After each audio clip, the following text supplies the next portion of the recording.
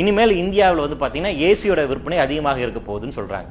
என்ன காரணம் சொல்றாங்கன்னு பாத்தீங்கன்னா, அடுத்து 2030ஆம் ஆண்டுக்குள்ளாக இந்தியாவில் இருக்கக்கூடிய வெப்பநிலை அப்படிங்கிறது மனிதர்கள் வாழ முடியாத அளவுக்கு இருக்கும் அப்படிங்கிறாங்க.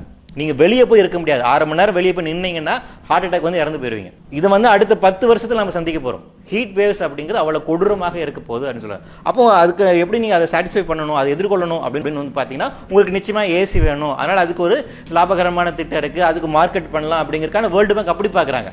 ஆனா நாம புரிந்து கொள்ள வேண்டியது, அன்றாடம் காட்சிகளோட வாழ்வில் என்ன ஆக போகுது, வெளியே போய் வேலை செய்ய முடியாத அளவுக்காக இருக்கக்கூடிய வெயில் தன்மை மாறப்போகுது. காலநிலை மாற்றம் அப்படிங்கிறது விளிம்பு நிலை மக்களை பெரிய அளவில் பாதிப்பு உள்ளாக போகிறது. அப்ப அவருக்கு பாதுகாப்பதற்கான காப்பதற்கான நடவடிக்கை நம்மகிட்ட இருக்கா, அந்த இன்ஃப்ராஸ்ட்ரக்சர் சேஞ்ச் நம்ம கொண்டு வந்துட்டோமா, அந்த மாற்றத்தை செய்து விட்டோமா அப்படின்னா இல்ல. அப்ப அந்த புரிதலை நோக்கி நாம் நகர வேண்டிய ஒரு தேவை அப்படி இருக்கு நினைக்கிறேன். ஏன் இப்படியான ஒரு மாற்றம், இவ்வளவு கொடுமையான வெயில் தாக்கக்கூடிய அளவுக்கு ஒரு மாற்றம் ஏன் வர காரணம் என்ன? நமக்கு வந்து வெப்பம் தேவைதான். ஹீட் அப்படிங்கிறது நல்ல விஷயம் தான். ஹீட் இருக்கிறதுனால தான் பூமியினுடைய சராசரி வெப்பநிலை, இப்போ நார்த் அண்ட் சவுத் எடுத்துக்கோங்க, வட துருவத்தில் தென் துருவத்தில் நார்த் போல் அண்ட் சவுத் சொல்லலாம், அங்கேயும் பனி அதிகமாக இருக்குது. அதே மாதிரி சவுத் போல்லையும் அதிகப்படியான பனி பாறைகள் அப்படிங்கிறது இருக்கு. ஸோ அது ரொம்ப உறைஞ்சு போன -டிகிரியில் இருக்குது. ஆனால் பூமியோட மத்திய ரேகை பகுதி, டிராபிக்கல் ரீஜன், இந்தியா போன்ற பகுதியில் அந்த இடத்துல தான் உங்களுக்கு அதிகப்படியான பயோடைவர்சிட்டி இருக்கு. அதிகப்படியான குளிரும் இல்லாமல் அதிகப்படியான வெயிலும் இல்லாமல் ஒரு சீதோச நிலைமையை இருக்கக்கூடிய இடம் அதுதான். ஸோ அதனால இந்த இடத்துல அதிகப்படியான பயோடைவர்சிட்டி இருக்கும், நிறைய உயிரினங்கள் எல்லாம் இருக்கக்கூடிய ஒரு பகுதியாக இருக்கின்றது. இப்படியான பேலன்ஸாக இருக்கக்கூடிய ஒரு வெப்பம், ஒரு டெம்பரேச்சர் சிஸ்டம் அப்படின்னு பாத்தீங்கன்னா கடந்த 10,000 வருடங்களாக தான் இருக்கு.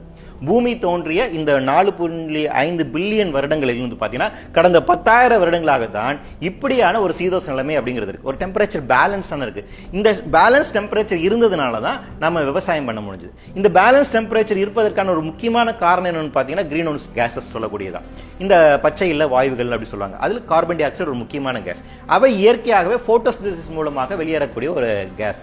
இந்த CO2 பூமியை சுத்தி அப்படி ஒரு படலமாக இருக்கின்றது. அதான் கிரீன் ஹவுஸ் கேசஸ் சொல்லுவோம். இந்த கிரீன் ஹவுஸ் கேசஸ் என்ன பண்ணுதுன்னு பாத்தீங்கன்னா, பூமியில நோக்கி வரக்கூடிய சூரிய கதிர்களை வந்து பூமியில பட்டு ரிஃப்ளெக்ட் ஆகி வெளியே போகும்போது ட்ராப் பண்ணுது.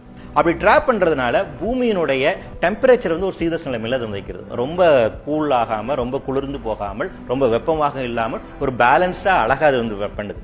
இப்ப நாம என்ன பண்றோம்னா, கடந்த 200 வருடங்களாக இண்டஸ்ட்ரியல் ரெவல்யூஷன் வந்ததுக்கு அப்புறம் நிலக்கரி எரிக்கிறோம், பெட்ரோலியத்தை எரிக்கிறோம், நேச்சுரல் கேஸ் வந்து எரிக்கிறோம், அதுக்கப்புறம் டீசல் எரிக்கிறோம். இதுல இருந்து வெளியே வரக்கூடிய கிரீன் ஹவுஸ் கேசஸ் இருக்கு இல்லைங்களா, CO2 வருது, நைட்ரஸ் ஆக்சைடு வருது, மீத்தேன் வருது.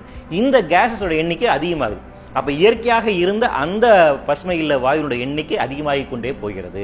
அப்படி அதிகமாக என்னன்னு பாத்தீங்கன்னா, சூரிய கதிர்கள் பூமியில பட்டு வெளியே போகாம உள்ளே ட்ராப் ஆகுது. அதிகப்படியாக ஹீட்டை வந்து நீங்க டம்ப் பண்ணிட்டுறீங்க.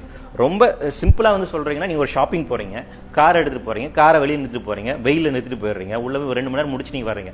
காருக்குள்ள போன உடனே உட்கார முடியுதா? பயங்கர ஹீட்டா இருக்குதா? ஏன்னா சூரிய கதிர் உள்ள ட்ராப் ஆயிருது.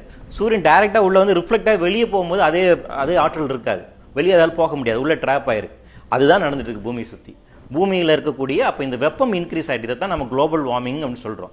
இந்த குளோபல் வார்மிங்க்கு மனித சமூகத்தினுடைய உற்பத்தி தான் காரணமா இருக்கு. நாம ஃபாசில் ஃபியூல் அதிகமாக எதிர்ப்பதன் காரணமாக, நாம நிலக்கரி அதிகமாக பயன்படுத்துவதன் காரணமாக, நம்ம பெட்ரோலியத்தை அதிகமாக பயன்படுத்துவதன் காரணமாக இந்த மாற்றம் நிகழ்ந்து கொண்டு வருகிறது. அப்ப இது முழுக்க முழுக்க மனித சமூகத்தினுடைய உற்பத்தியின் காரணமாக நிகழக்கூடிய ஒரு மாற்றம்.